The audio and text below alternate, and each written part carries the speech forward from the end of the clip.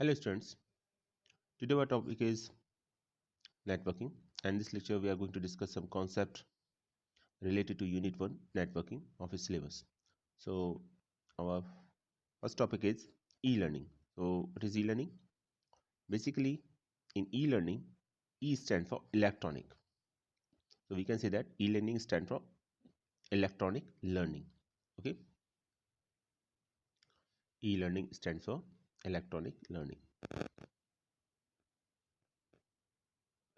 Okay, and what is the meaning of e-learning? Basically, e-learning refers to the learning system that we can obtain through the internet using an electronic device. So we use internet and we use an electronic device through which we learn something that is called e-learning. E-learning is also called the online learning, or sometimes it is also called as online education. Okay, and there are many different elements that can make up e-learning programs, such as live or pre-recorded lectures, content, videos, quizzes, simulations, games, activities, and other interactive elements. Here, there is a term online. I think all of you are very familiar to this term online. So, when we say that online, it means that the internet connection, it means with an internet connection or via the internet. That is the meaning of the online. So now I think the definition of the e-learning is clear to all of you. Um, E stand for electronic.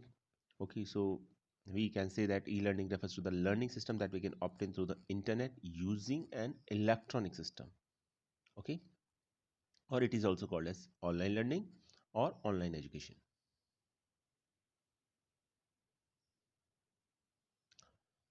Now, what are the different platforms for e-learning?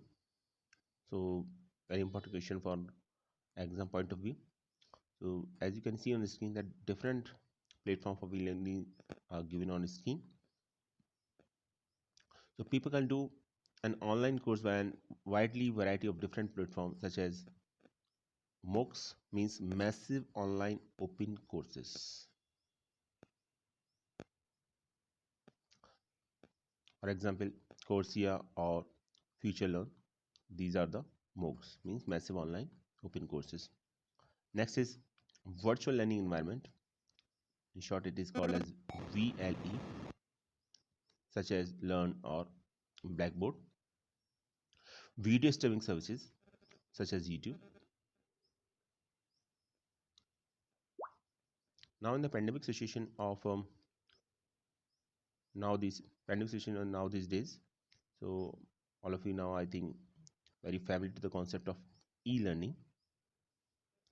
Okay, and as you know that these are the videos that are uploaded on YouTube, and you can easily access this video through your school website. Okay, and you can clear a doubt through Microsoft Team when interaction is there. So this is an example of e-learning also.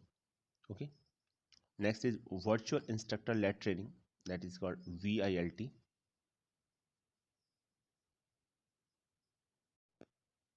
VLT, such as WebEx or webinars. These are also the example of e-learning. Discussion boards, forums, podcasts. These are all are the examples of e-learning. Now, these are the different platforms of e-learning actually.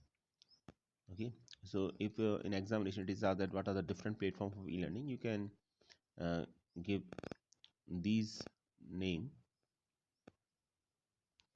as an answer.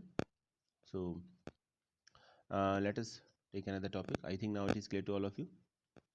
E-banking. So E refers to the electronic.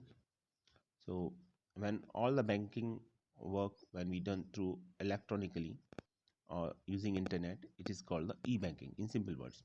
So the electronic banking has many names like e-banking, virtual banking, online banking, or sometimes it is also called as internet banking. So these are the different name of e-banking.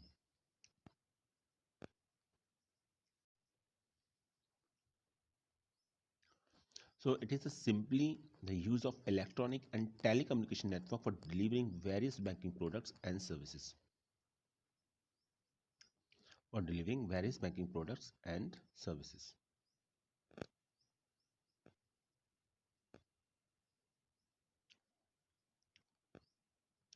Electronic banking, also known as electronic fund transfer. Electronic fund transfer, that is EFT, is simply the use of electronic means to transfer funds directly from one account to another rather than by check or cash. And through e-banking, a customer can access his account and conduct many transactions using his computer or mobile phone.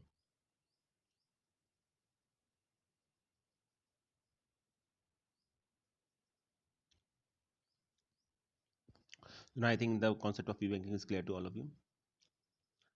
Simply words में अगर e banking को समझाया जाए तो e banking that is called the electronic banking. अभी अगर हम सभी बैंकिंग ट्रांजैक्शन, बैंकिंग एक्टिविटीज़ जो भी बैंक में होती हैं, जैसे हमको अपनी अकाउंट का बैलेंस चेक करना है या हमें फ़ंड ट्रांसफ़र करना है, ओके, या हमें अपनी फाइनेंशियल या हमें मंथली रिपोर्ट देखनी है अपनी बैंकिंग ट्रांजेक्शन की, ये अगर सभी वर्क इलेक्ट्रॉनिकली हो रहे हैं, अगर आपको बैंक नहीं जाना पड़ता और आप घर बैठ के इलेक्ट्रॉनिकली, आपके पास अपना लैपटॉप है, आपके पास अपना कंप्यूटर है, आपके पास एक इंटरनेट कनेक्शन है और उसके थ्रू आप अपनी एक्टिविटीज़ को सभी को चेक कर सकते हैं, जो भी बैंकिंग एक्टिविटीज़ हैं या जो भी बैंकिंग ट्रांजेक्शन उनको परफॉर्म कर सकते हो, that is called the E banking. तो उसको ई बैंकिंग बोलते हैं। I think it is clear to all of you now. और इसमें एक कॉन्सेप्ट होता है, इसको ई बैंकिंग को इलेक्ट्रॉनिक फंड ट्रांसफ़र भी बोलते हैं, ईएफटी बोलते हैं, क्योंकि फंड ट्रांसफ़र होता है इलेक्ट्रॉनिकली होता है, कैश आपके हाथ में नहीं आएगा। ओके, आप इलेक्ट्रॉनिकली कैश ट्रांसफ़र कर दोगे एक अकाउंट से दूसरे अकाउंट में। तो गवर्नमेंट इसको काफ़ी प्रमोट भी कर रही है। तो एग्ज़ाम में अगर लिखने को आता है ई बैंकिंग, तो आपको सिंपली लिखना है कि e banking is nothing but on the electronic banking, all the electronic transaction और activities are perform electronically using the internet, okay, then it is called the E banking. तो उसको ई बैंकिंग बोला जाता है। और ऐसा नहीं है कि हमेशा फंड ट्रांसफ़र होता है, आप अपना बैलेंस चेक कर सकते हैं, ओके, या आप ये चेक कर सकते हैं कि आपकी मंथली रिपोर्ट क्या है, अपनी पासबुक को मेंटेन कर सकते हैं आप। तो ये सब ई बैंकिंग के ही एग्जाम्पल हैं आपके। ये अभी सभी जो भी बैंकिंग में एक्टिविटीज़ होती हैं, तो सभी अगर आप इलेक्ट्रॉनिकली यूजिंग द इंटरनेट अगर परफॉर्म कर रहे हैं, तो that is called the E banking. Now the most important question is that what is the importance of e-banking? तो इम्पोर्टेंस क्या है ई बैंकिंग के लिए? अब इम्पोर्टेंस की बात आएगी आपको, तो आपको इम्पोर्टेंस के दो पर्सपेक्टिव हैं यहाँ पर, बैंक और कस्टमर। तो बैंक के पॉइंट ऑफ व्यू से अगर सोचा जाए तो कुछ पॉइंट्स हैं, these points are already written here, okay, so let us take them one by one. First point is lesser transaction cost. तो electronic transaction are the cheapest mode of transaction. जब हम इलेक्ट्रॉनिकली ट्रांजेक्शन करते हैं तो वो काफ़ी आपका उसकी कॉस्ट होती है काफ़ी कम होती है ट्रांजेक्शन की। जबकि आप अगर बैंक जाएंगे और ट्रांजेक्शन करेंगे तो उसकी कॉस्ट बैंक के पॉइंट ऑफ व्यू से ज़्यादा होती है। तो ये एक आसान तरीका होता है, ठीक है। नेक्स्ट है reduce margin for human error. अब इसमें देखिए, जब आप बैंक जाएंगे तो obviously there is a person, clerk होगा या कोई भी एक पर्सन होगा जो आपकी बैंकिंग ट्रांजेक्शन में हेल्प करेगा आपकी। तो मे बी पॉसिबल कि वहाँ आपसे गलती हो जाए, उससे गलती हो जाए, ठीक है। लेकिन अगर इलेक्ट्रॉनिकली ट्रांसफ़र होता है तो वो सभी आपको यूज़र एंड पर होता है, आपको अच्छी तरीके से पता होता है कि आप कितना अमाउंट डाल लें, उसका कंफर्मेशन भी आता है, ओटीपी भी आता है। तो उस केस में ह्यूमन एरर होने के चांसेस कम होते हैं आपके, ठीक है, बैंक के पॉइंट ऑफ व्यू से अगर देखा जाए तो लिखा भी हुआ है इसमें, since the information is relate electronically there is no room for human error. और ये इन्फॉर्मेशन आपकी जो होगी वो इलेक्ट्रॉनिकली ट्रांसफ़र होगी, तो उसमें ह्यूमन एरर का होने का भी कोई चांसेस नहीं है उसमें। नेक्स्ट है lesser paper work. Paper work तो होगा ही नहीं, ठीक है, उसके अंदर पेपर वर्क की कोई रिक्वायरमेंट ही नहीं है क्योंकि सभी काम डिजिटली होगा। और digital records reduce paper work and make the process easier to handle, also it is environment friendly. तो जब पेपर का यूज़ ही नहीं होगा, जैसे आप अपनी पासबुक को मेंटेन कर रहे हैं सपोज, तो पासबुक में एंट्री ज़रूरी नहीं कि फिजिकली पासबुक मेंटेन कर रहे हैं, आप अपनी इलेक्ट्रॉनिकली पासबुक भी मेंटेन कर सकते हैं। आपके पास मंथली रिपोर्ट आ जाएगी आपकी ईमेल पर कि आपने क्या ट्रांजेक्शन किए हैं इस तरीके से। तो वहाँ ना तो पेपर की रिक्वायरमेंट होगी किसी भी तरीके से। जब पेपर यूज़ नहीं होगा तो of course that is environment friendly, तो इन्वायरमेंट फ्रेंडली होगा ही वो, ठीक है। नेक्स्ट पॉइंट है reduce fixed cost, a lesser need for branches which translate into a lower fixed cost.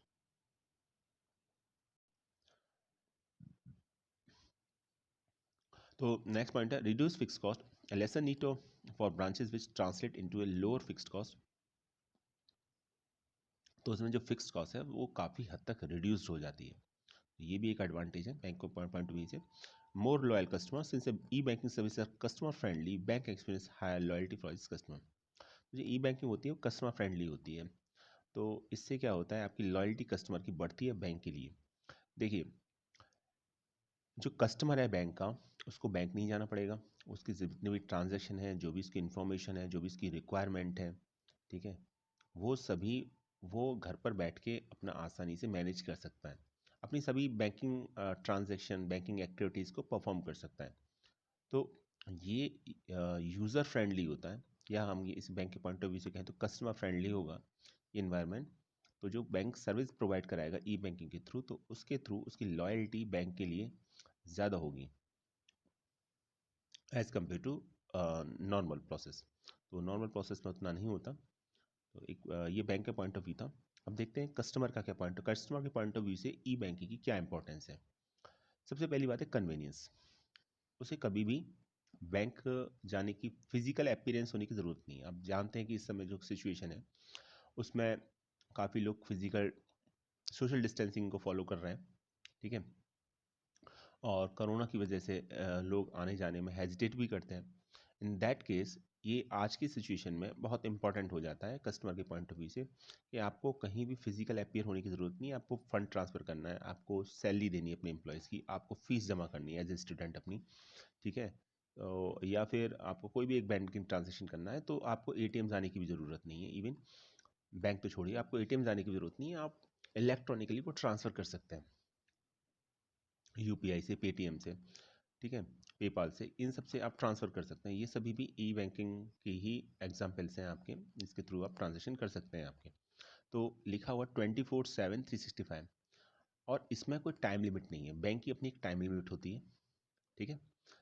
Bank आपका 10 o'clock से मान लीजिए 5 o'clock तक अगर बैंक की वो टाइमिंग है, तो उसी टाइम पीरियड के अंदर आपको अपना बैंक का काम जो भी होगा करना पड़ेगा. हो सकता है आपको उसके लिए अपने टाइम निकालना पड़े, लीव लेनी पड़े. तो जब 24/7 to 365 means 365 days, 7 days, 24 hours, अभी आपको मिडनाइट में भी कोई बैंकिंग ट्रांजेक्शन करना है और ऐसी कोई अर्जेंसी आ भी जाती है, इन दैट केस भी आप ई बैंकिंग के थ्रू ट्रांजेक्शन कर सकते हैं. तो ये कन्वेनियंस है कस्टमर के पॉइंट ऑफ व्यू से. नेक्स्ट कन्वेनियंस ये है कि लोअर कॉस्ट पर ट्रांजेक्शन. जब हम ई बैंकिंग के थ्रू ट्रांजेक्शन करते हैं तो उसकी कॉस्ट कम आती है आपकी कस्टमर के पॉइंट ऑफ व्यू से सोचा जाए. जैसे अगर आप डीडी बनाते हैं, डिमांड ड्राफ्ट बनवाते हैं, या कोई और बैंकिंग ट्रांजेक्शन करते हैं, तो उसमें जो कॉस्ट होगी वो कॉस्ट कहीं ज़्यादा होगी कंपैरिजन करें अगर हम उसे इलेक्ट्रॉनिकली फंड ट्रांसफ़र करते हैं तो. Okay, so lower cost per transaction, since the customer does not have to visit the branch for every transaction, it saves him both time and money. तो सभी ट्रांजेक्शन के लिए वो बैंक नहीं जा सकता, इसलिए इसका टाइम भी बचेगा और इसका मनी भी बचेगा. No geographical barriers. That is the most important point regarding to the importance of e-banking in perspective of customers. No geographical barrier. अब इसमें कोई geographical barrier नहीं है. आप यहाँ पर हैं, आप किसी दूसरे सिटी में, आप किसी दूसरे स्टेट में हैं, इवन आप किसी दूसरे कंट्री में हैं, तब भी आप बैंकिंग ट्रांजेक्शन कर सकते हैं. तो आपको बैंक जाने की ज़रूरत नहीं है, आपको अपनी ब्रांच में जाने की ज़रूरत नहीं है. So in traditional banking system, geographical distance could hamper certain banking transactions. However, with the e-banking, geographical barriers are reduced. E banking में ये जोग्राफिकल बैरियर रिड्यूस कर दिए गए हैं. और जबकि हम जो हमारा ट्रेडिशनल बैंकिंग सिस्टम है उसमें ये कंपल्शन रहता है आपका, ठीक है, ब्रांच में आपको अभी जाने के लिए. जैसे डिमोनेटाइजेशन हुआ, तो डिमोनेटाइजेशन में ये था आपका कि आपको पर्टिकुलर उतनी ही ब्रांच में जाना पड़ेगा, उसी बैंक की ब्रांच में जाना पड़ेगा, वहीं से आपको मनी विड्रॉल कर सकते हैं. लेकिन अगर आपने ई बैंकिंग की फैसिलिटी ले रखी है, in that case you can आप आसानी से ट्रांजेक्शन कर सकते हैं, अपना कोई भी ट्रांजेक्शन कर सकते हैं घर बैठ के. तो आपको बैंक जाने की भी ज़रूरत नहीं है, और उसके कोई जोग्राफिकल लोकेशन या कोई बैरियर्स भी नहीं है उसमें कि पर्टिकुलर इस एरिया में, पर्टिकुलर इसी ब्रांच में आपको ये ट्रांजेक्शन परफॉर्म करना, आप कहीं से भी कर सकते हैं. तो ये भी आपका एक इंपॉर्टेंट पॉइंट है. I think now it is clear to all of you. So 3 important points are there: convenience, lower cost per transaction, and no geographical barriers. Okay. Next topic is e-shopping. I think all of this terms are related to each other. और जो basic concept है वो ये है कि जैसे अभी हमने देखा ई लर्निंग है, ई बैंकिंग है, ई शॉपिंग है, तो सभी में जो कॉमन है वो इलेक्ट्रॉनिक है। जो भी हम जैसे बैंकिंग एक्टिविटीज़ को अगर हम इलेक्ट्रॉनिकली परफॉर्म करें that is called the E banking. Learning activities को अगर हम इलेक्ट्रॉनिकली करें that is called the e learning. Shopping activities को अगर हम जो भी हम शॉपिंग करते हैं वो अगर हम ऑनलाइन करें, ठीक है, तो वो आपका ई शॉपिंग कहलाएगा, that is also called the e shopping. तो कॉन्सेप्ट सेम है as far as electronic word is concern. तो इलेक्ट्रॉनिक वर्ड जब ऐड हो जाएगा इसका मीनिंग आपके पास एक इलेक्ट्रॉनिक डिवाइस है, आपका लैपटॉप है, कोई मोबाइल है, और आपके पास एक इंटरनेट कनेक्शन है, उसके थ्रू आप कोई भी एक्टिविटी जैसे शॉपिंग कर रहे हैं तो ई शॉपिंग कहलाएगा। अगर आप लर्निंग कर रहे हैं that is called the e learning. Okay, now E shopping. E shopping क्या है? What is the e shopping? The process of selling and the buying products over the internet is called the shopping. Online shopping और ई shopping. ई shopping को online shopping बोलते हैं, और simple definition the process of selling and buying products. आप कोई product cell कर रहे हैं या परचेज कर रहे हैं, okay, over the internet, internet के through, that is called the e shopping. तो क्या एडवांटेज रहेंगे? इससे कन्वीनियंस रहेगा, आपको कहीं जाने की ज़रूरत नहीं है, क्योंकि मार्केट जाने की ज़रूरत नहीं है, आप घर बैठ के आसानी से शॉपिंग कर सकते हैं।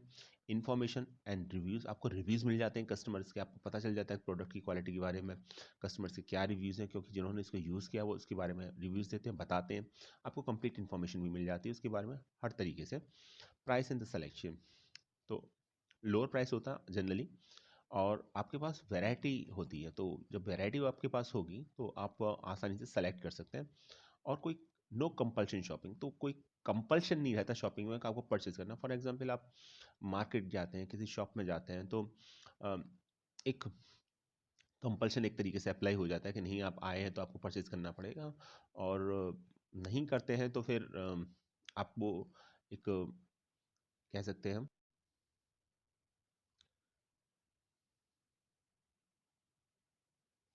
Okay,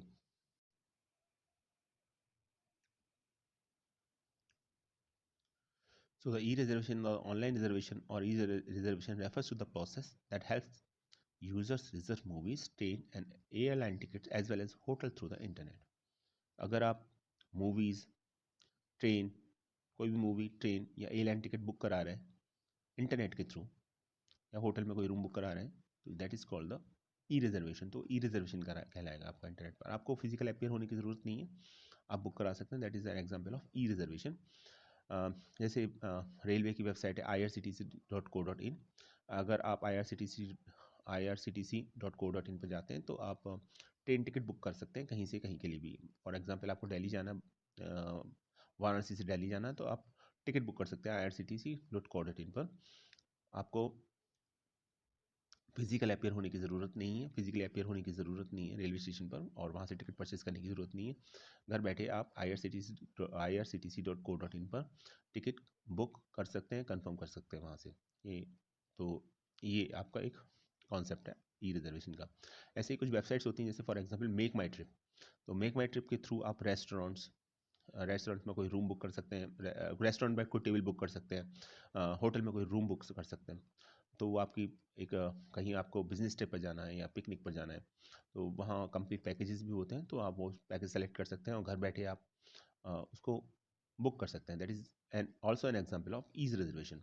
so in simple word, e reservation is also called as the online reservation, which refers to the process that help users to reserve movies, train and airline tickets as well as the hotel through the internet। तो आप hotel में कोई room book करना चाह रहे हैं, movies, train, airline ticket book करना चाह रहे हैं, तो इंटरनेट के थ्रू, तो इसको ई रिजर्वेशन बोला जाएगा। ऐसे ही एक वेबसाइट है irctc.co.in, जिसके थ्रू आप ट्रेन टिकट बुक कर सकते हैं, ठीक है। मेक माई ट्रिप के थ्रू आप किसी रेस्टोरेंट में टेबल या होटल में कोई रूम बुक कर सकते हैं। I think it's clear to all of you. Let us take another example, that is e governance unit.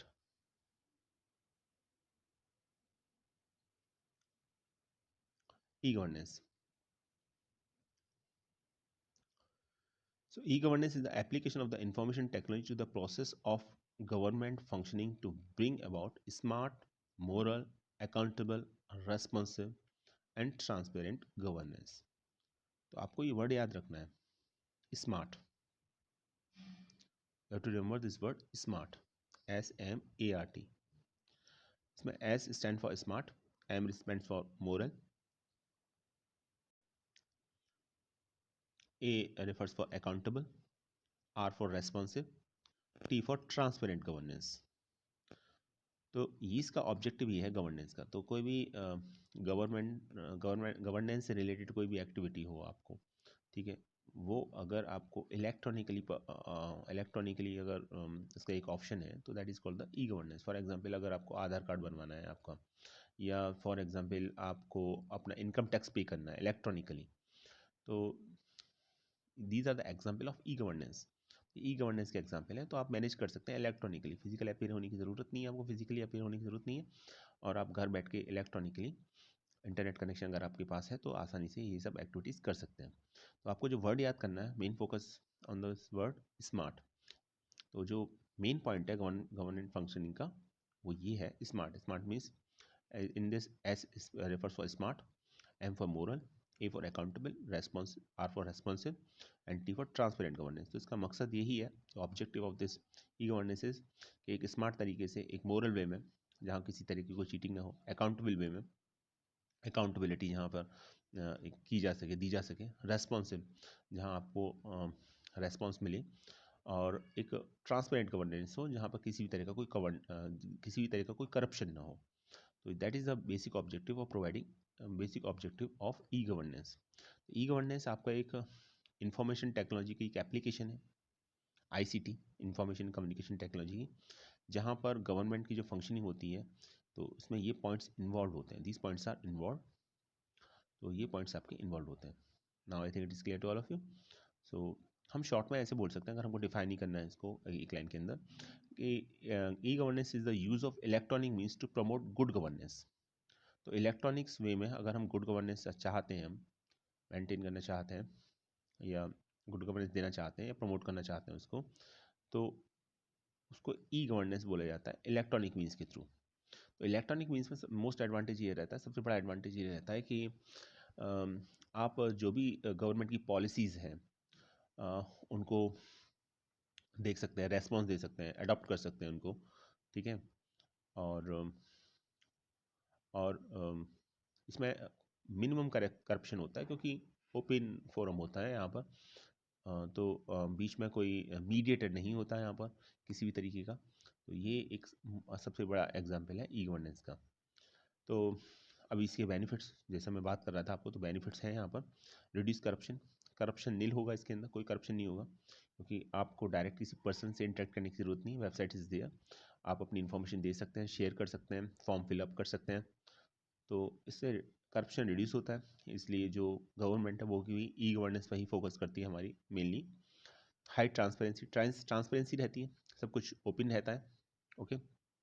जैसे टेंडर्स निकलते हैं गवर्नमेंट की तरफ से, तो वो भी अब ई गवर्नेंस का ही एक एग्जांपल है। तो उसमें आपके टोटल ट्रांसपेरेंसी होती है, कन्वीनियंस रहती है, आसानी रहती है, इंक्रीज कन्वीनियंस रहता है इसके अंदर। आपको कहीं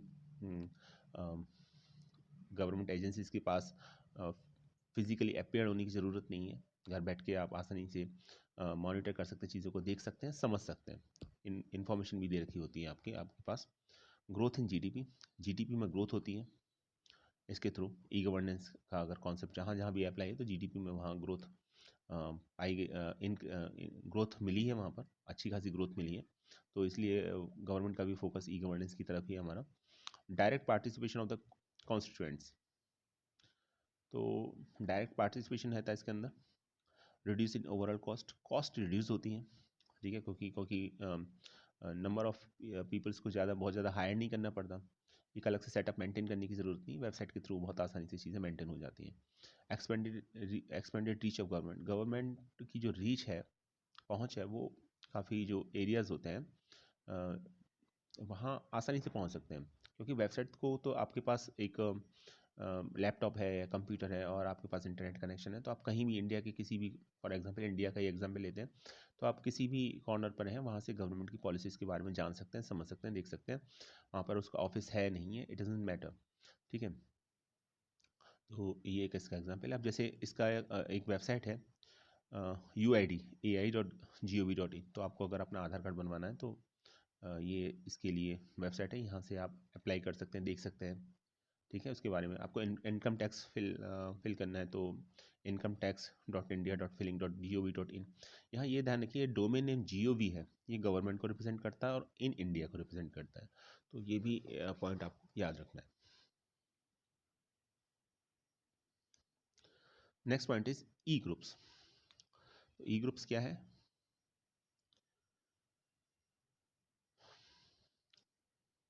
ई groups is the useful facility of internet. Internet में बहुत यूजफुल फैसिलिटी है, और वर्क क्या है इसका? It allows people of similar interest to communicate with each other online. कुछ लोगों का इंटरेस्ट पॉलिटिक्स में होता है, कुछ लोगों का इंटरेस्ट गेम्स में होता है, कुछ लोगों का इंटरेस्ट गेम्स में भी पर्टिकुलर क्रिकेट में या बास्केटबॉल में, फुटबॉल में पर्टिकुलर होता है, या किसी का मूवीज़ में होता है। मूवीज़ में भी हॉलीवुड बॉलीवुड कुछ भी हो सकता है। तो ये डिफरेंट, अब ये जो जितने पर्सन्स होते हैं जिनका एक कॉमन इंटरेस्ट होता है, ये अपना एक इलेक्ट्रॉनिक ग्रुप मेंटेन करते हैं। इलेक्ट्रॉनिक ग्रुप में ये अपने थॉट्स और अपनी जो भी इन्फॉर्मेशन है वो सब शेयर कर सकते हैं। That is the concept of e groups. तो e groups people can share ideas and information with each other. तो वहाँ, लेकिन ये याद रखिएगा, जो ग्रुप बनता है वो कॉमन इंटरेस्ट के पीपल के लिए बनता है। फॉर एग्जाम्पल, अगर किसी को क्रिकेट में इंटरेस्ट है फॉर एग्जाम्पल, तो क्रिकेट का एक ग्रुप होगा, ई ग्रुप होगा, इलेक्ट्रॉनिकली मेंटेन होगा, वो सब कुछ होगा उसमें। वहाँ आप अपने थॉट्स, आपके आइडियाज़, आपकी इन्फॉर्मेशन जो भी आपको पता है वो सब शेयर कर सकते हैं। To make use of this service you need to become the member of this group which you are interested. तो इसके लिए आपको करना ये होता है कि आपको पर्टिकुलर उस ई ग्रुप का मेंबर बनना पड़ता है। जब आप एक बार मेंबर बन जाते हैं तो फिर वहाँ पर आपके तरह के, आपके इंटरेस्ट वाले पर्सन्स, डिफरेंट पर्सन्स वहाँ पर ऑलरेडी प्रेजेंट होते हैं, तो उनके साथ अपने आइडियाज़, अपने थॉट्स, अपनी इन्फॉर्मेशन वो सब शेयर कर सकते हैं। That is the example of e groups. Okay, तो ग्रुप के साथ अगेन वो इलेक्ट्रॉनिक वर्ड ऐड हो गया है, तो इलेक्ट्रॉनिकली मेंटेन होते हैं ग्रुप, वहाँ सभी ये इन्फॉर्मेशन शेयर होती है। That is an example of E group. Definition of e-group. Now, social networking sites. तो सोशल नेटवर्किंग साइट्स के बारे में आप सभी जानते हैं। Social networking is the use of internet based social media sites to stay connected with friends, family, colleagues, customer, clients. And social networking can have a social purpose as a business purpose, or both through the sites such as Facebook, Twitter, LinkedIn, Instagram, among others. तो social interest में हम social networking site में जो user होता है internet के through socially connected रहता है आपका, और अपने सोशली कनेक्टेड होगा तो उसमें उसके फ्रेंड्स इन्वॉल्व होंगे, उसकी फैमिली इन्वॉल्व होगी, उसके कलीग्स, उसके कस्टमर्स, उसके क्लाइंट्स, ये सब कनेक्टेड रहते हैं। जैसे व्हाट्सअप भी एक सोशल मीडिया नेटवर्किंग साइट्स है, फेसबुक एक सोशल नेटवर्किंग साइट है। Okay, these are the all are the social networking site. Facebook एक, ट्विटर हो गया आपका, इंस्टाग्राम, लिंक्डइन हो गया, तो ठीक है, यहाँ प्रोफेशनल्स होते हैं आपके, तो ये सब आपकी सोशल नेटवर्किंग साइट्स हैं। So, social networking is the use of the internet-based social media platform to stay connected with friends, family और peers। तो अपने दोस्तों के साथ, अपने फ्रेंड्स के साथ, अपनी फैमिली के साथ, अपने पीयर्स के साथ, अपने कलीग्स के साथ सोशली इंटर कनेक्टेड रहना। आप फिजिकली हैं नहीं हैं वो अपनी में एक अलग मैटर है, लेकिन सोशली आप कनेक्टेड रह सकते हैं एक दूसरे के साथ। ठीक है, तो एक पॉइंट था। Second point, while always changing the most popular social networking sites in the US include Facebook, Instagram and Twitter. तो ये बहुत फेमस साइट्स आप सभी जानते हैं, यहाँ सोशली कनेक्टेड हो सकते हैं, फेसबुक, इंस्टाग्राम और Twitter. So marketers use social networking for increasing brand recognition and increasing brand loyalty. तो जो मार्केटर्स होते हैं वो बेसिकली सोशल मीडिया साइट्स का यूज़ अपने ब्रांड का रिकग्निशन के लिए और अपने ब्रांड लॉयल्टी को इनकरेज करने के लिए यूज़ करते हैं। अब एक पॉइंट है SMS and MMS। I think all of you aware to this fact, SMS and MMS। First of all, the full form of SMS is short message service and MS stand for multimedia messaging services. Important question है, exam में पूछा जा चुका पिछली बार। तो जैसा कि इसका नेम है, SMS में हम मैसेज सेंड कर सकते हैं, और मैसेज की जो लेंथ होगी 160 कैरेक्टर्स होगी, जबकि MMS में ऑलमोस्ट 1600 कैरेक्टर होती है। ठीक है, और MMS में हम वीडियो सेंड कर सकते हैं, इमेज सेंड कर सकते हैं, कोई सॉन्ग या कोई MP3 फाइल सेंड कर सकते हैं। लेकिन SMS में ऐसा नहीं होता है, SMS में सिंपल टेक्स्ट होता है, इसी से MMS को मल्टीमीडिया मैसेज सर्विस बोलता है। जब हम मल्टीमीडिया बात करते हैं तो multimedia means, multi means more than one, and media means here the way of communication like audio, video, text, animation. तो इनकी कॉम्बिनेशन जो होगा combination of more than one media is called the multimedia. तो यहाँ पर हम audio, video, text ये सब सेंड कर सकते हैं एमएमएस के अंदर, लेकिन एसएमएस के अंदर ऐसा नहीं है। एसएमएस में हम सिंपली एक मैसेज सेंड कर सकते हैं 160 कैरेक्टर्स का। अगर हम कोई वीडियो क्लिप भी सेंड करना चाह रहे हैं तो हमें उसका लिंक सेंड करना पड़ेगा, वीडियो को हम डायरेक्ट सेंड नहीं कर सकते, उसकी एक लिमिटेशन भी होती है। एमएमएस के लिए आपके पास इंटरनेट कनेक्शन होना चाहिए, डेटा पैकेज होना चाहिए, लेकिन एसएमएस के साथ ऐसा नहीं है, कोई कंपल्शन नहीं है। तो ये बेसिक एडवांटेज था। नाउ पॉइंट्स को रीड करते हैं। SMS stand for short message services and is the most widely used type of text messaging. Within SMS, you can send a message up to 160 characters to another device. And longer messages are normally split into multiple messages. अगर हम 160 character से ज़्यादा का message send करना चाहते हैं तो उस केस में आपका जो मैसेज होता है वो स्प्लिट हो जाता है SMS के केस में। In case of the MMS, which stands for Multimedia Messaging Service, you can send a message including pictures, video, or audio content to another device. And MMS does require a data package. तो जैसे मैं कह रहा था data package की requirement होती है, आपके पास इंटरनेट कनेक्शन नहीं है, प्रॉपर डेटा पैकेज नहीं है आपके पास, तो आप MMS नहीं कर सकते। ठीक है, तो ये एग्जाम्पल था। तो MMS के बारे में कुछ और पॉइंट्स दे रखी है, देखिए 1600 कैरेक्टर लिमिट होती है इसकी, और MMS ट्रांसमिट करता है इंटरनेट प्रोटोकॉल पर, TCP/IP पर। Multimedia includes attachments such as images, videos, audio files, browser previews and more.